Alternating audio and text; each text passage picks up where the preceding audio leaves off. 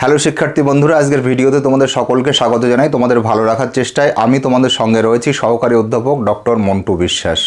আজ আমরা আলোচনা করব ধ্বনি পরিবর্তনের একটি বিশিষ্ট রীতি জোড় কলম শব্দ সম্পর্কে। আমরা যারা বাংলা নিয়ে বিভিন্ন শ্রেণীতে পড়াশোনা করছি আমাদের নানা সময়ে এই বিষয়টি জানতেই হয়। তাছাড়াও কলকাতা বিশ্ববিদ্যালয়ের অধীনে বিভিন্ন কলেজগুলিতে তোমরা যারা বাংলা অনার্স বা মেজর কোর্সে পড়াশোনা করছো কিংবা এমডিসি বা জেনারেল কোর্সে পড়াশোনা করছো এবং পাশে বাংলা বিষয়টি রেখেছো, অথবা বাংলা ছাড়া অন্য বিষয়ে অনার্স নিয়ে পড়ছো, পাশে মাইনর পেপার হিসাবে বাংলা রয়েছে, তোমাদের দ্বিতীয় সেমিস্টারে আলাদাভাবে ধ্বনি পরিবর্তনের রীতি প্রকৃতিগুলি সম্পর্কে পড়তে হবে। তাই তোমাদের জন্য আজকের আলোচনাটি বিশেষভাবে গুরুত্বপূর্ণ। আলোচনা শুরু করার আগে অন্যান্য দিনের মতন বলবো, তোমরা যারা এই চ্যানেলটিতে নতুন রয়েছে এবং এখনও চ্যানেলটিকে সাবস্ক্রাইব করোনি, তোমাদের কাছে অনুরোধ তোমরা চ্যানেলটিকে সাবস্ক্রাইব করে নিও এবং ভিডিও ভালো লাগলে একটি লাইক করে দিও। আর নতুন ভিডিওর নোটিফিকেশান পাওয়ার জন্য পাশে থাকা বেল আইকনটিতে ক্লিক করতে ভুলো না।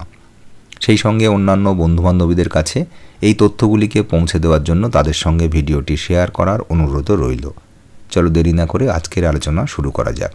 পরীক্ষার প্রস্তুতির জন্য জোড় কলম শব্দ থেকে উদাহরণসহ সংজ্ঞা তৈরি করে রাখতে হবে। তাই আমরা প্রথমেই দেখে নেব জোড় কলম শব্দ কাকে বলে বা জোড় কলম শব্দের সংজ্ঞা। একটি শব্দের বা তার অংশবিশেষের সঙ্গে অন্য শব্দ বা তার অংশবিশেষ যোগ করে যদি নতুন শব্দ তৈরি করা হয় তবে সেই শব্দকে বলে জোড় কলম শব্দ। যেমন আরবি মিন্নত শব্দের প্রথম অংশের সঙ্গে সংস্কৃত বিজ্ঞপ্তি শব্দের শেষাংশ যোগ করে তৈরি করা হয়েছে মিনতি শব্দটি।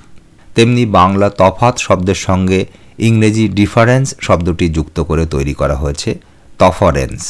আবার নিশ্চল শব্দের প্রথম অংশের সঙ্গে চুপ শব্দটি যোগ করে রবীন্দ্রনাথ সৃষ্টি করেছেন নিশ্চুপ শব্দটি। এইভাবে একটি শব্দের সঙ্গে বা তার অংশবিশেষের সঙ্গে অন্য শব্দ বা তার অংশবিশেষ যোগ করে তৈরি করা নতুন শব্দগুলিকে বলা হয় জোড় কলম শব্দ। এই হলো জোড় কলম শব্দের সংজ্ঞা এবং উদাহরণ সম্পর্কিত পূর্ণাঙ্গ আলোচনা। আমরা আমাদের আজকের আলোচনাকে এখানেই শেষ করছি।